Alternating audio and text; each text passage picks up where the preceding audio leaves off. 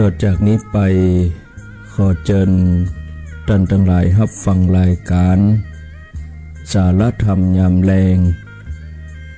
ดำเนินรายการโดยพระครูอภิวัฒนวิกรมวัดปากดังเจริญตำบลดอยหล่ออำเภอดอยหล่อจังหวัดเชียงใหม่เชิญรับฟัง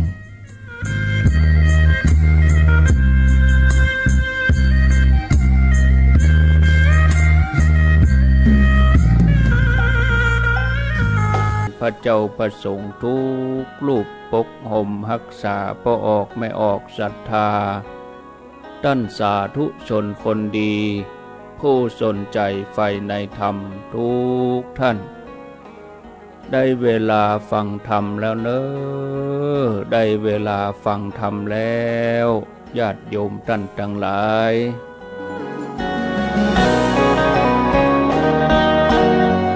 มาฟังธรรมกันเนอะ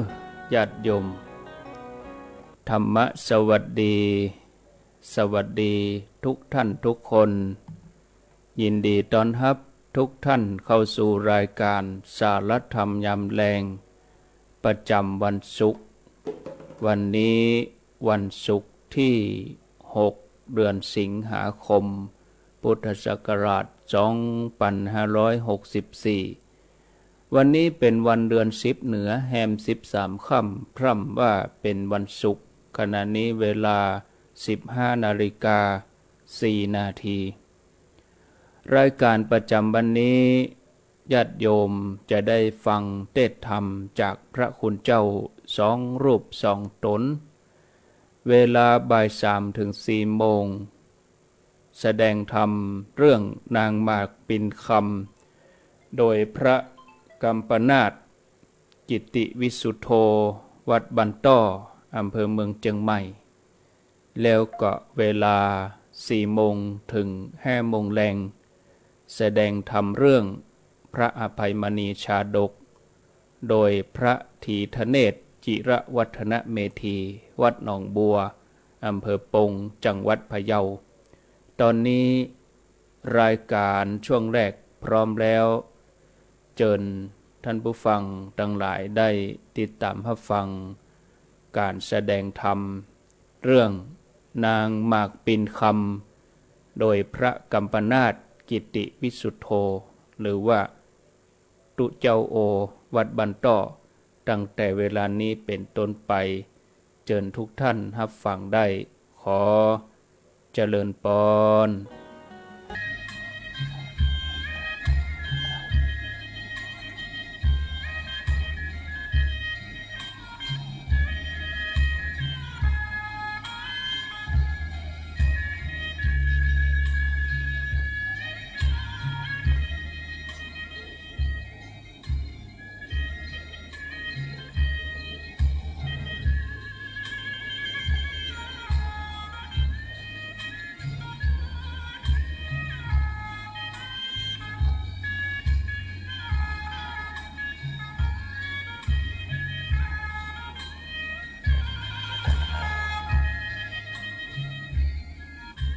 นมัสสิกา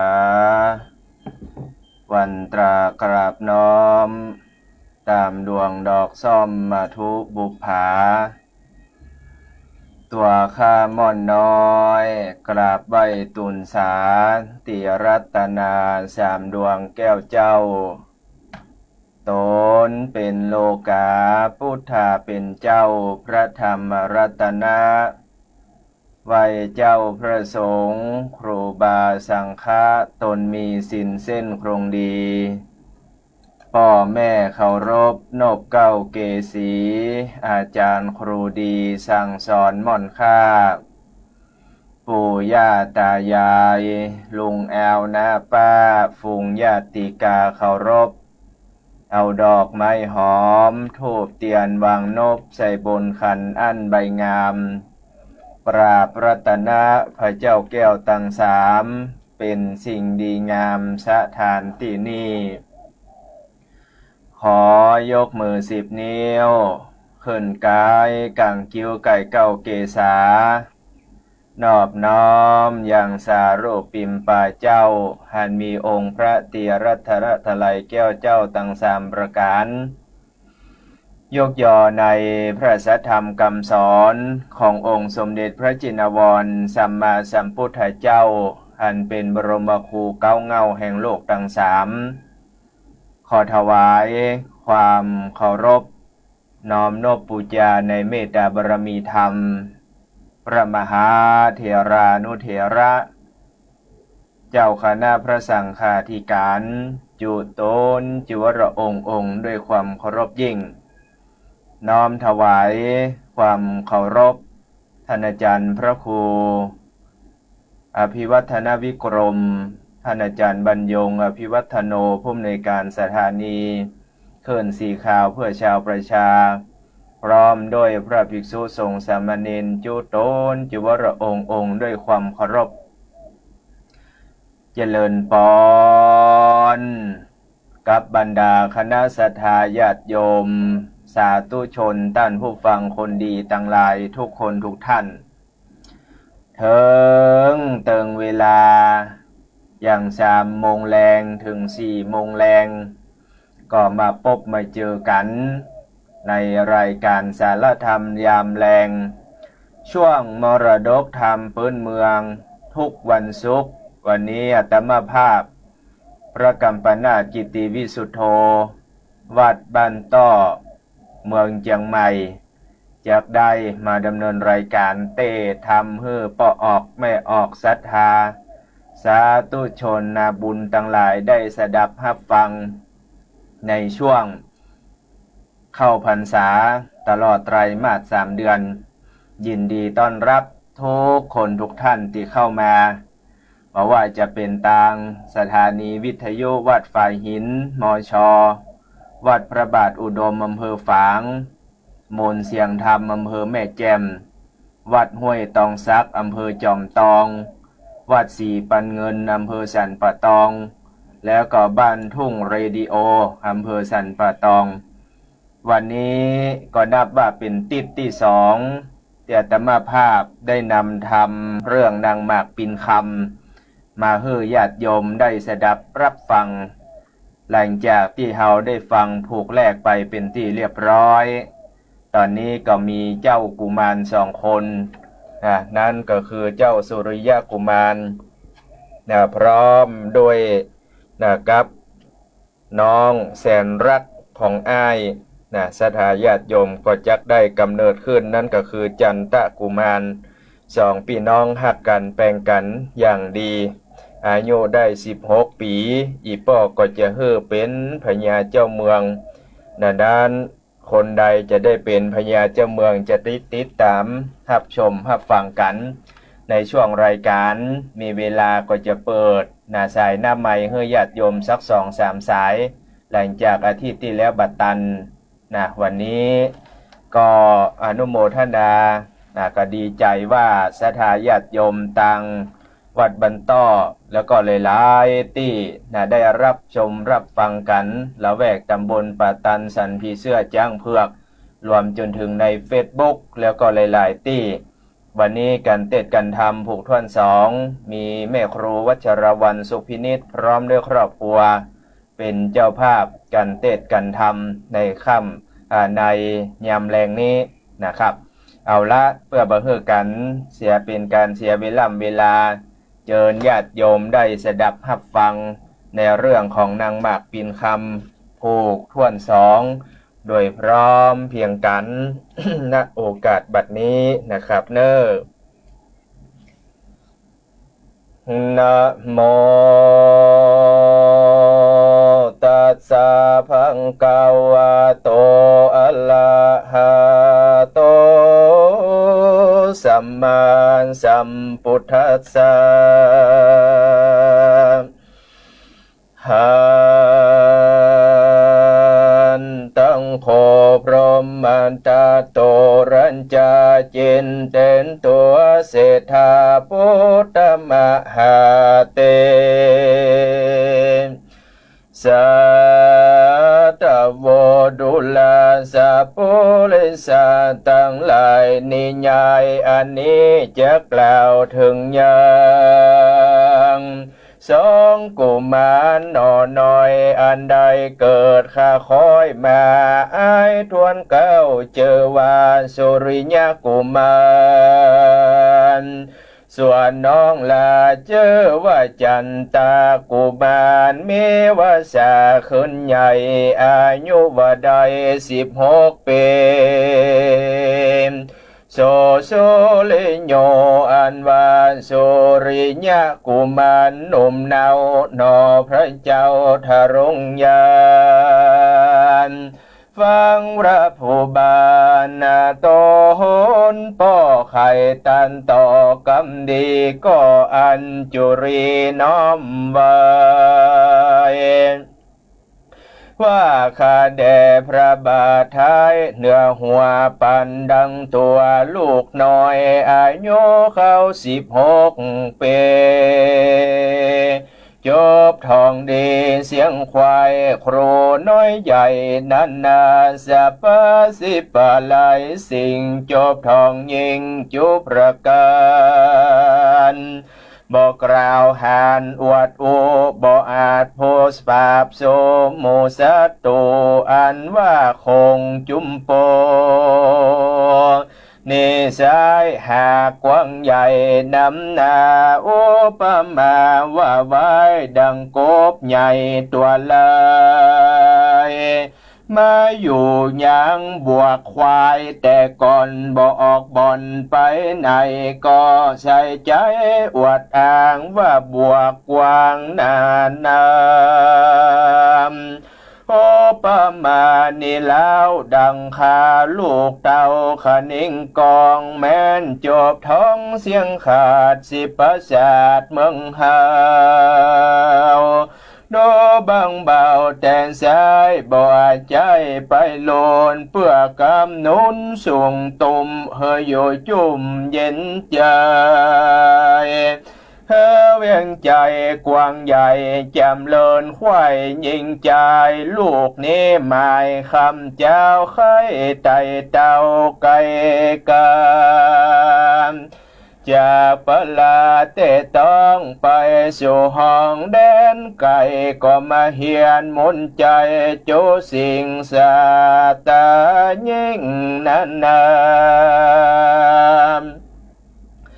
จากตาประสาทบุญใหญ่ในป่าไม้หิมพานต์จากอาจารย์เอกอ่างในเมืองกวางไก่หอนทานกุศลจัดแล้วบอกกลาดแก้วสูญหายเตียงสมหมายไฟหอยบอกกลาดต้อยไกลกลาขอปิตาหา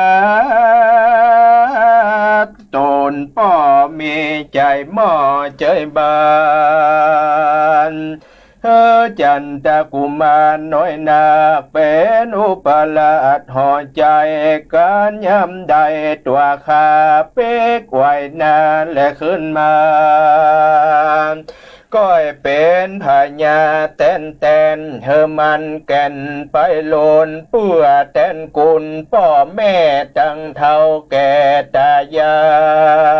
ยขอบุญภายปอท้ายเหียโคดไม่โกธาขอคุณนา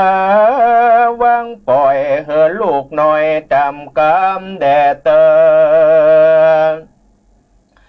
เมื่อนั้นพระยาพรหมมาตัดลาดฟังโอกาสตนสารแห่งโสริยกุมารลูกเก้าเต้าเกิดเล่าขนิ่งนายเมอรไทยไว้วันเกิดสอดดันนาว่าสุริยานิไทยนางนาคไทยเตเวนพัฒนาดีโกดแขวดหากษาสิน8จำไม่ย่อขันทวายอภิวาทซึ่งเต้าเทียราชอินตา ทั้งเทวดาน้อยใหญ่พร้อมเสียงควายมหาพรหมขออุดมหน่อเนื้อมาเสิร์ฟเจือวงศาลอยโคนอินตายดยาวต้นผาบดาวและเมืองบนเฮอเทวบุตรต้นและบุญกว้างมาก่อสร้างปรมีกัมปุรีกูไทยเฮอไพรไตยิ่งใจสุขบันไหลจุโพจำเลินอยู่เมินนานเกิดว่าเฮอเจ้าผู้บานน้อยใหญ่มาน้อมไว้ปูจากันกูจะห้ามขาดบ่เฮอลูกหลักลาดใส่ใจได้เนกายจากห้องไปสู่ต้องแดนไกลคือว่าเฮียนมนใจวิเศษตามต้องเตจุมปูเป็นดังนี้กูใส่ตั้งใจพุทธาตัดวาสนาแห่งโลกเดี่ยงบ่ถูกตามธรรมกันไข่กรรมหวังปล่อยเฮอลูกน้อยไปเดแม่มานี่เสียกว่าไปเนิ่นจะเหิงนานเลิ่มสถานเมืองเก่าบ่ปอกเต้าขึ้นมากูจะลาเท่าแก่พญาติแผ่เมื่อมอนเกิดว่าเจ้านากรน้อยใหญ่เตียงเดือดไม้เครื่องกาโยมโยธาตัวดาวเตียงว่ากล่าวตนกูเต้าบุญโจมพร้อมมาตัดลาเจ้าพระศาสตร์ห่อใจขนิ่งในลายหลากบ่จังปากกำได้ก็มีหันและนาที่นี้นาเลยจะกล่าวถึงยังท่านเต้าพรหมมาตัดลาจากกันปิจารณาที่แล้วก็กล่าวซึ่งนางแก้วใส่เมืองว่ากันเจ้าบุญเหลืองนอนเนาไข่ไต่เต่าไก่กาจากพลาเตต้องไปสู่ห้องและเด่นไกลเฮียนมนใจหลายสิ่งศาสตรายิ่งเจียงการจากอาจารย์วิเศษตามดาวเขตจุมโปเพื่อกำโจลูกเต่ายำเป็นเจ้าไปโลนกันว่าบุญมากกว้างได้ก่อสร้างปังลางเตียงสมหวังไฟหอยบอกลาดก้อยเสียในกันใส่ใจหนอไทยสมดังไฟใจมาจงผ่านภายอย่าจะเฮอกว่านาเกินมาเฮอสองขาพ่อแม่ได้แจ้งแก่ตาตนก็ว่าอย่ามาวนนอจืนโซลงข้างโยเมืองไกลจุงเลี้ยวไว้ปอกเต่าแม้เป็นเจ้าเมืองหาวแดดเตอเมื่อนั้นโปติญาณหนุ่มนาวก็ว่าเจ้าสุริยกุมารฟังไปตาทิลาดอนุญาตวังไปยินได้ใจจมเจิญเปติเตินยินเดอันจุลีใส่กล่าวไว้ป้อยเจ้าสามลาแล้วไก่กาเขินสู่ยังที่โยหอตนเล็บแลโลนแต่งไว้ยังเครื่องใจนานาเขอทงปาเสื้อผ้าตั้งดาบกลาคมใส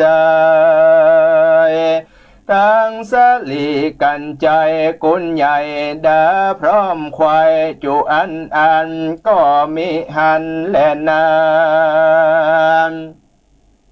การถึงวันดีมาลอดนเจ้ายอดสุริยาก็แต่งดาดอกไม้วางใส่ไว้เหนือคา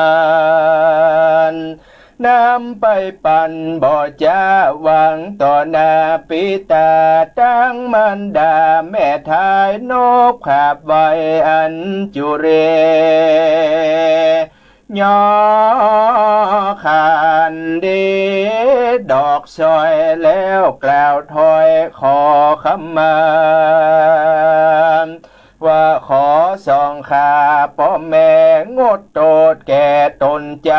โตดมีลายหรือน้อยขอจุงปล่อยวังตามเกิดว่าอย่าเป็นกรรมจะถอยตัวจองหอยต่อจนขอเหือต้นแห่งขาไปหน้าสวสเดมโจกใจมีพร้อมควายสมใจไฟมโนนายได้เรียวไว้ปอกเต่ามาเป็นเจ้าพลานขอส่องขาพ่อแม่อันอยู่แก่ปลายหลังอย่าตกขังมนไม่จุงเฮิดใดหนอเจยบาน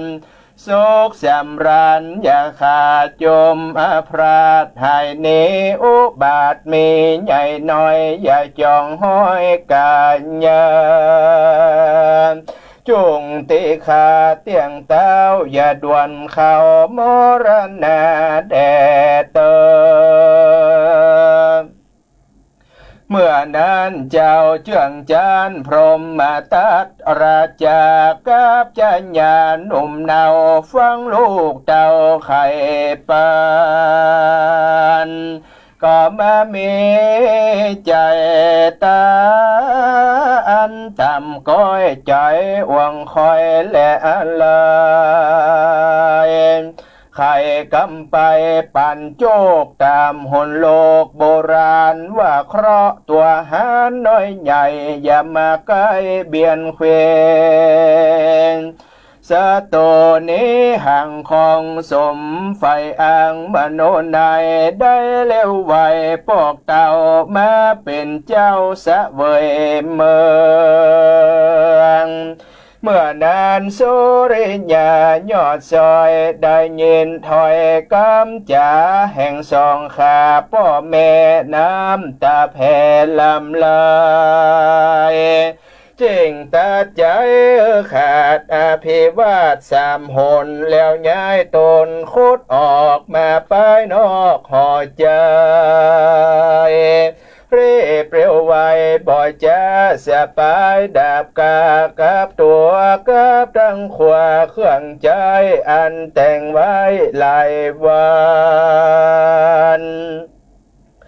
แล้วภายพันกระพรากออกไปจากเวียงใจเพื่อจะไปสู่ห้องแดนเขตต้องไก่ตาเล็บไก่กาบ่จะเอาตั้งหน้าเป็นไปตามบุญในปังก่อนหากจากสอนน้ำตางก็มิหันและนานตานายกาละนันเล่ายังเมนางนอนเน่าโสภาลูกเศษนาผู้ใหญ่อันอยู่ไปหอนาย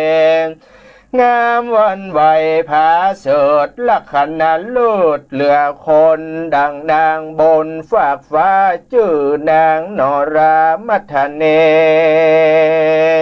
จำเริญดีขึ้นใหญ่อายุว่าใด15 ปีควายตึงเตินมันเกยหันเกยพอยังเจ้าหนอสุริยาลวดปีญาใจจอดใครเป็นยอดเตเว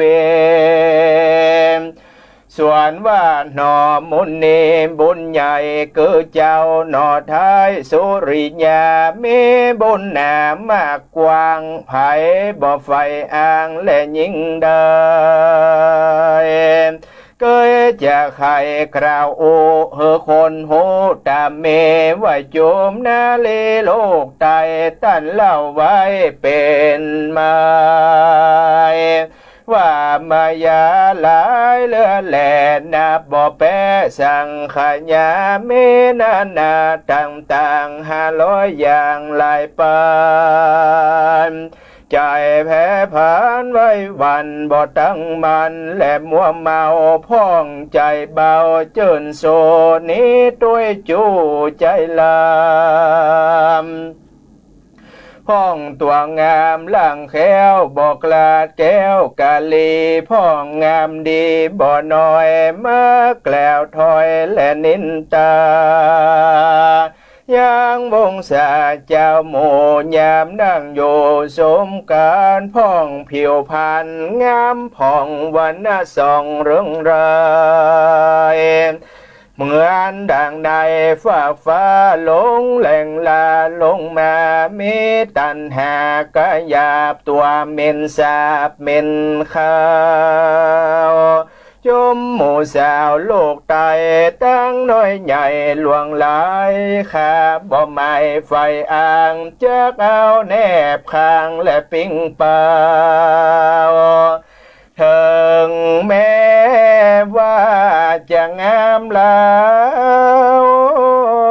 พระเสดลาขณะเลิศปานใดขอนี้ไกรจุโพบ่เอาเป็นกู้เตรียมคิงการขันเองใจรอดไข่ได้ยอดเทวีอันจักมีและไปนาขอเอานางฟ้าสาวสวรรค์มาแป้งปันอยู่เฝ้านั่งเป็นเก้าห่อคำนอคุณทำเก่าจีเป็นดังนี้เริงก็มีหันและนามสาปนาส่วนว่านางมันตันนีหนุ่มเนาเย็นกำเล่าเถิงหอว่าเจ้าบุญโจยศใหญ่บ่มาใครเปิงปิงกับสาวหญิงโลกไตเหตุบาปใบหลวงลายมีอุบายหลายแหล่นับบ่แปจะขายพ่องมีใจไว้วันบ่ตั้งมันหูเบาพ่องมัวเมาเจินโซนี่ตัวจูเมาลมหัวใจคมลายหลากพ่องนี่จากปิตาละมันดาแก่เท่าบอกเกิดเล่าถึงโกนการตั้งบุญหลีกเว้นเล่นเข้าเส้นและตั้งดามตานหาน้ำก็หยาบตัวเม็นสาบเม็นขาวบ่เหมือนสาวฟากฟ้างามยิ่งกว่าสาวคนขันท่าตนหอมเหินปูนดีจื่นเจยจมแม่นยังสมไฟอ่างได้เป็นเจ้าจ้างย้ำได้ก็จะไปสอดเอาอย่างยอดสาวสวรรค์มาแป้งปันคำเจ้าร่วมเป็นเจ้าปุเรนนางมันตันนีจะไอ้ถอยเกิดหลอดถอยกำจาแห่งสุริญาหนอท้ายเย็นเอาไม้เครื่องขีโกธามีหลายแหล่สลาแผ่หัวใจว่าหนอหอใจน้อยนักจะประมาทดูแควนยังสาวแดนลุ่มฟ้าว่าใจหยาบกาปลามีตันหาก็หยาบตัวเม็นสาบเม็นขาวบ่เหมือนสาวติบเตดอันอยู่เขตเมืองสวรรค์ ปานตัวมันนั่นใสบ่เกิดควายถึงตนว่าเป็นคนลุ่มฟ้าพร้อมทวนนาและยิ่งใจเถิงเป็นสายเจื้อเจ้าตายแล้วเนาเสมอกันหนอหอยจานน้อยนาปล่อยพระมาทคนแยงบ่วางเองอยู่ไกลกับยิ่งโลกใดคนใดแม้นนี่ไกลจากห้องไปสู่ต้องไกล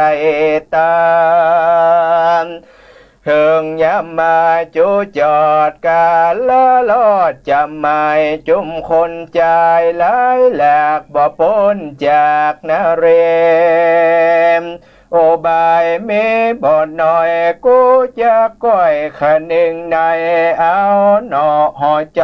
น้อยนาโพพระมาทคนแยงมานั่งแอบอิงร่วมคางเพื่อจากมั่งเสียกรรมอันหนอหอคำยศใหญ่หากกล่าวไว้เดิมเตนางมันตันนี้หนุ่มเนาขันนิงเล่านา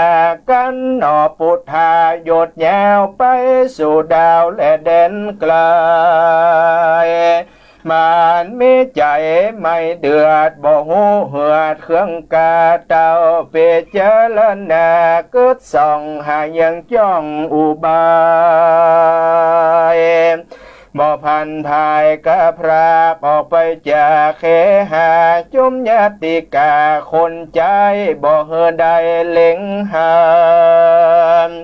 หลายคืนวันมาควายมันเกิดได้อุบายว่าจากสมหมายไฟหอยบอกลาดกล้อยเสียนา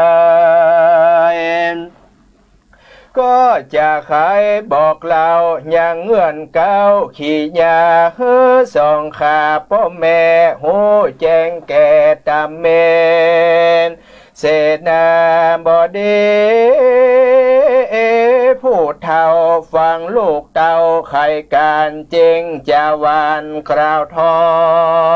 ยสอนลูกน้อยนาก็มีหันและนาตามมาทางประกาศเซนโตสัทธาอาหาสัทธาสัพปัญโยยอดซอยหานบาทถอยบาลีโบทหลังมีไปแจงพระจิงแสงเทศนาว่าอาทาโคเสนาปโมโคดังนี้เป็นตนเพกเวดุราเพโคสงตนตรงสินสายจวยโจดเจือเงาโคตรพระโมเนมส่วนเสนาบดีผู้เฒ่าฟังลูกเต่าใครจะพิจารณาทวนที่บ่แม่นตีกองธรรมจิ้งไข่กำกล่าวถอยสอนลูกหน่อยและยิ่งเดียวว่าดูลาสมสะเลวเฮ้ยนอนนาท่านเป็นเจ้าสะเวยเมืองเตจะเลืองยศใหญ่บ่ตกไม้เครื่องเข็นเท่านี้เป็นข้าคอยเจื้อตำต้อยบ่เสมอกันอย่าเกิดผ่านไข่ใดเอาเจ้าหน่อไทยมาเป่งจากสมขันหนึ่งยินอยากย้อนผิดจากธรรมดาเป็นดังกาตำต้อยบ่พอก้อยยังตนใจเมาวนข้ามเจ้าไข่เป็นเจ้าฝูงพองอึ่งอยู่ปงป่าหญ้าป้อแข่งตางัวควายเตี้ยนย่อมตายมวยมอดบ่อาจรอดไปไหนจมกวางฝานม้วนหมู่อ่างไปอยู่จอมเสืออันจักเหลืออยู่ข้างกลางปากกว้างเลอเมนกกะเลถอยลายไข่อยู่ใกล้แมวลายเงินบ่ลายตกยากมาขยะของแปง จุงมันแยงตัวเก่าคะเนงเล่าสอนตัวกันเมามัวลิงลูบอกเกิดโหยังตอนตุกเล่นหล่นเอาฮ้อนจากหลังค้อนมาเติงจุงลำเปิงทวนทีเฮแม่นตีธรรมดาคนตันหามักใหญ่ยอมโศกไม่ไปโลนเฮามีบุญบอกกวางจุงก่อสร้างตามเมนโยป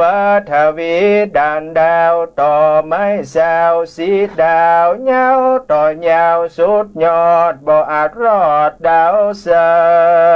ยขอใส่ใจลูกเต้าจงเกิดเล่าขันเองไงแม้นมีใจกระยาบบ่สุภาพตามธรร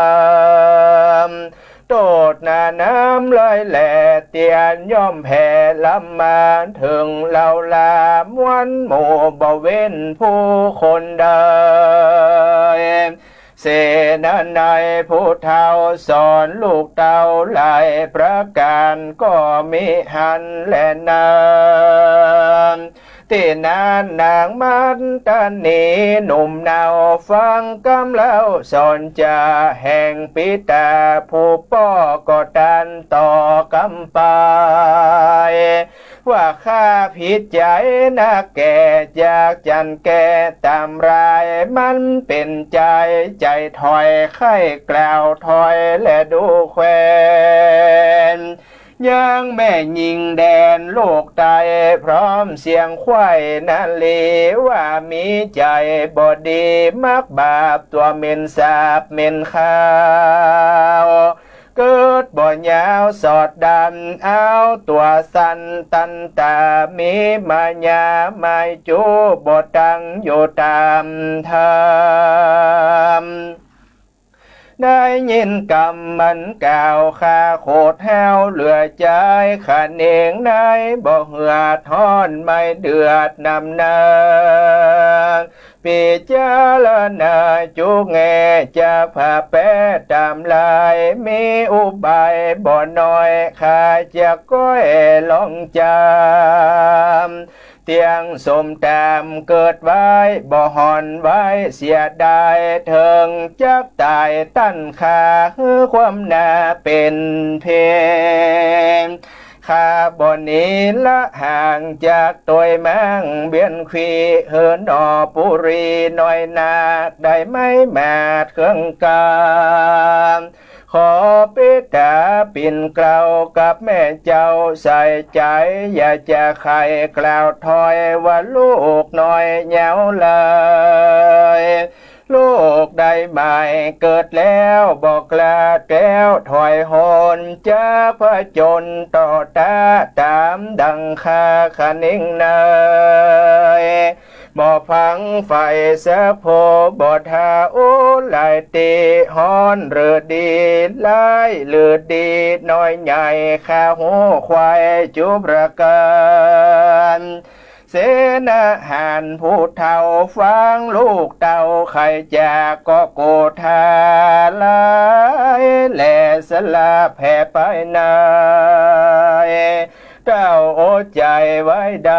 ถึงโคตรไม่เครื่องชีก็แปลงใจดีสอนลูกตามตั้งถูกกองทำมีหน้าน้ำสำถอยสอนลูกน้อยยิงเดียวนางบ่เหลียวหูต่อกันว่าป้อไข่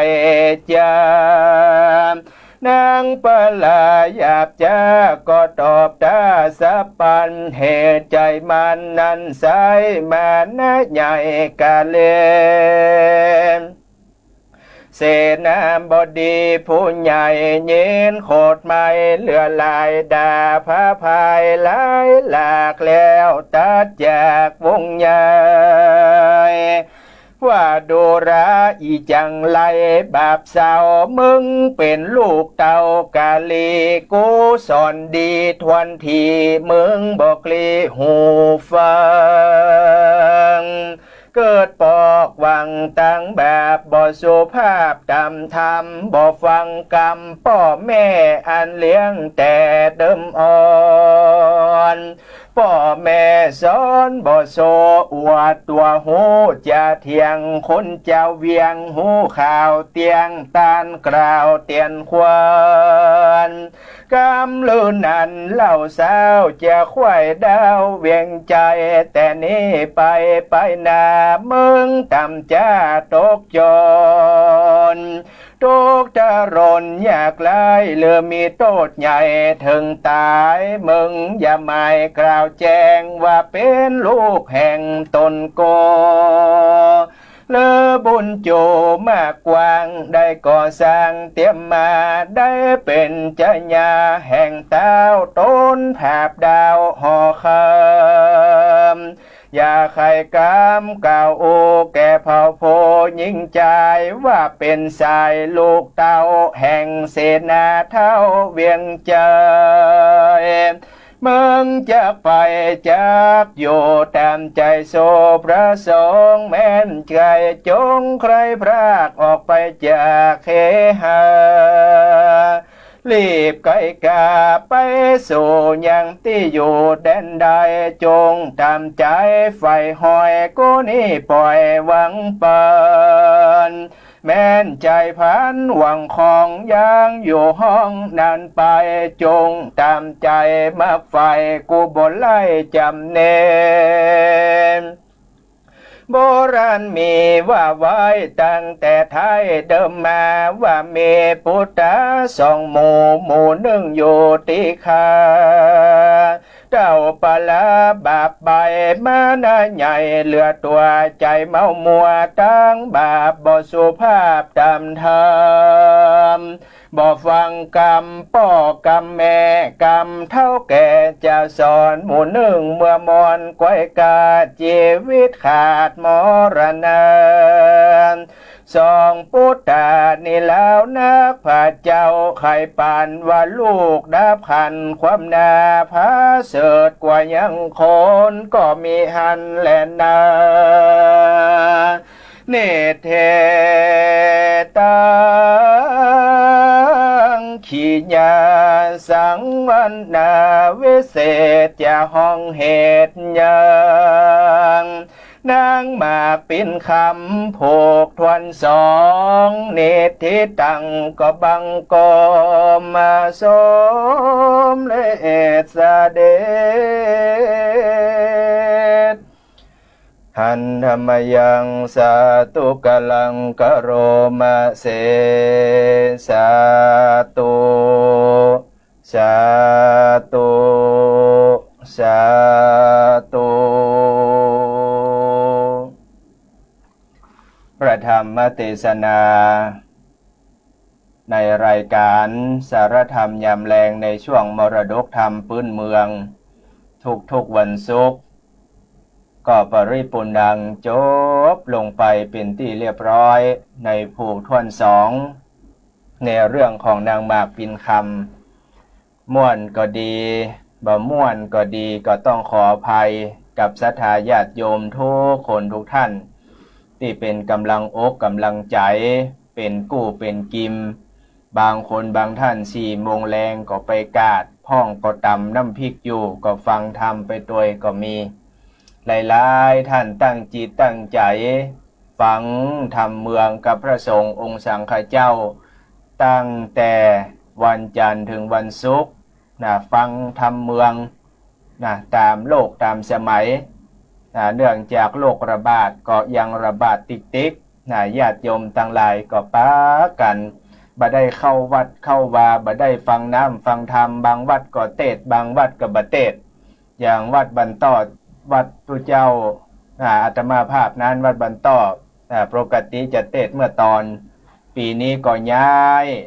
ปรับเปลี่ยนโปรแกรมทุกอย่างเป็นฉันทานุมัติศรัทธาญาติโยมยกมาเทศเมื่อเจ้าลวดเดียวใส่ขันแก้วตังสามเรียบร้อยอย่างเรียบร้อยก็เทศทำเลยอันนี้แต่ละวัดแต่ละวาก็เป็นโอกาสอันดีที่ศรัทธาญาติโยมได้ฟังเพิ่มเติมแล้วก็แต่ละเรื่องบ่ซ้ำกัน กำเดียวศรัทธาญาติโยมก็ฟังท่านอาจารย์ธีรเนตรต่อเอาละในส่วนของเนื้อหาสารธรรมนะก็จะได้เล่าให้กับศรัทธาฟังย้อนความเห็นน้อยหนึ่งย้อนความไปถึงเมืองหยังนะญาติโยมจำได้ก็ว่าบ่ได้กำเดียวนั้นมันเล่าให้ลูกตู้ฟังเนอะนะว่าชื่ออายมันชื่อหยังน้องมันชื่อหยังนะที่เบอร์0918517331 บัดเดียวมันต้องโทรมาเตื้อเดี๋ยวลูกตู้จะให้สัญญาณแห่งกรรมเอาละเรื่องราวตึงโม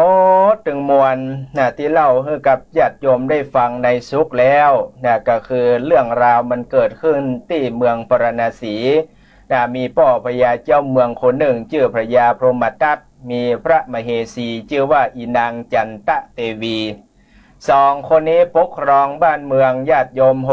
ยชาวบ้านเจ้าเมืองอยู่ร่มเย็นเป็นสุขพืชพันธุ์ธัญญาหารอุดมสมบูรณ์ด้วยปีดีงามนะบะพร้อมแห้งแรงน้อยนะญาติโยมมี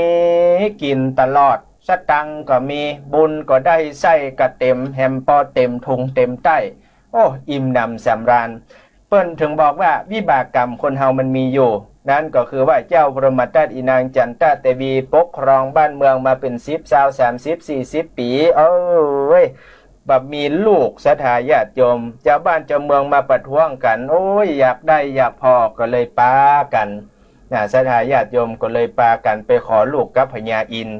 พญาอินทร์นั้นก็อินดูเขาโอ้ยเฮานอนที่นอนสปริงนุ่มๆเด้งดึงอยู่อะยังจะได้มาฮ้อนล่วงแข่งกระด้างเกิกเด็กโอ้มีเหตุอะยังบนโลกมนุษย์ขอก้มพอโลกมนุษย์เนี่ยกรรมปรากฏว่าเจอเจ้าอีนางจันตะเทวีมาขอลูกขอเตอเทวบุตรเทวดาเจ้าทั้งหลายขอเตอศรัทธาญาติโยมอินโดเนาะพญาอินทร์ก็อินโดสังเวทนาเป็นวิบากกรรมของสู่เขานะก็เลยเทวบุตรเทวดา2 คนจะหมดบุญก็เลยสั่งให้ลงมาจุติเกิดพญาอินทร์ก็บอกว่าเทวดาทั้ง2ที่กำลังจะหมดบุญบนสวรรค์ชั้นฟ้านั้นเพื่อลงมาจุติเกิดในท้องของอีนางจันตะเทวีเมืองปรณสีนะรับสั่งเรียบร้อยก็มีใจใหญ่ใจดำเนาะที่ญาติโยมฟังในวันศุกร์ที่แล้วโอ้ใจนี่ตัวใหญ่ตัวดำฝันหันว่าเอาปลาซิวมาฮื้อนะก็เอามาแอบมากินวะศรัทธาญาติโยมท่านทั้งหลายสะดุ้งตื่นยกกรรมก็เลยไปหาพ่อพญาเจ้าเมืองปรากฏว่าทำนายตรายตักเรียบร้อยก็จะได้พระโอรสถึง2นะคนแรกเกิดมาละเจอว่าเจ้าสุริยะกุมารคนทวน2น้องล่าชื่อว่าจันตะกุมารสุริยะกับจันตะนะญาติโยมเกิดมาแล้วโอ้วันเดือนปีผ่านไปได้16 ปีผ่านไป16 ปีดีดับอีป้อก็เท่าแก่แลหม่อนมาโอ้ไผจะมาดูแลบ้านเมืองแทนอีป้อบัดเดี๋ยวนี้โอ้อีป้ออีแม่เขาก็เท่าละอยากได้มอบบ้านมอบตังเฮอหมู่เฮาทั้งหลายหมู่ลูกทั้ง2 คนได้ปกครองบ้านเมืองต่ออีป้อกำเตอะนะศรัทธาญาติโยมก็ปรากฏว่าก็บ่มีไผก็เลยแต่งตั้งเจ้าสุริยะกุมารขึ้นเป็นป้อพญาเจ้าเมืองคนใหม่จันตะกุมารน้องล่าเป็นไผเป็นอุปราชราชาช่วยอ้ายปกครองบ้านเมืองประชานาราชเจ้าบ้านเจ้าเมืองประชาชนอยู่ร่มเย็นเป็นสุขนะศรัทธาญาติโยมทุกคนทุกท่านหลังจากนั้นมาญาติโยมปรากฏว่าอ้ายนั่นก็คือเจ้าสุริยะกุมารบอกว่าอีป้อลูกบ่อยากเป็นป้อพญาเจ้าเมืองเตื้อเอาน้องเป็นแทนลูกก่อนได้ก่อลูกขอเวลาอีป้อไปศึกษาห้ำเฮียนวิชาอาคมศิลปศาสตร์ต่างๆบอกว่าจะเป็นเจิงมวยเจิงดาบวิชาอาคมเป่ากระทงกระถา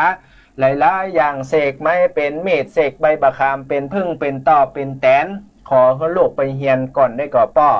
ให้น้องปกครองบ้านเมืองไปก่อนถ้าเกิดว่าลูกเฮียนจบเรียบร้อยจบทุกสิ่งทุกอย่างบ่มีอะไรอย่างที่ลูกเนี่ยจะต้องเฮียนแหมแล้วลูกจะปิกจะปอกมาปกครองบ้านเมืองอย่างเก่า อีป้ออีแม่หันไว้จะใดสถาญาติโยมโอ้เอาละกัดอกอีแม่กัดอกอีแม่จะเป็นเปียวลูกคนเดียวจักหนีไปแห่มคนเอาละสถาญาติโยมอีป้ออีแม่ก็บ่อยากที่จะเพื่อฮ้องว่าบ่อยากเกิดบ่อยากกั้นบ่อยากขวางคนที่จะไปสร้างปรมีป้อก็เลยอนุญาตว่าเอาอีกกันแล้วกันช่วงที่ลูกจะไปเนี่ยเจ้าสุริยกุมารแม่กับพ่อได้ตกลงกันเรียบร้อยถ้าลูกจะไปก็ไปแต่เมื่อใดที่ลูกร่ำเรียนวิชาอาคมทุกสิ่งทุกอย่างเฮือปิกปอกมาบ้านมาเมืองเฮาเนอะมาช่วย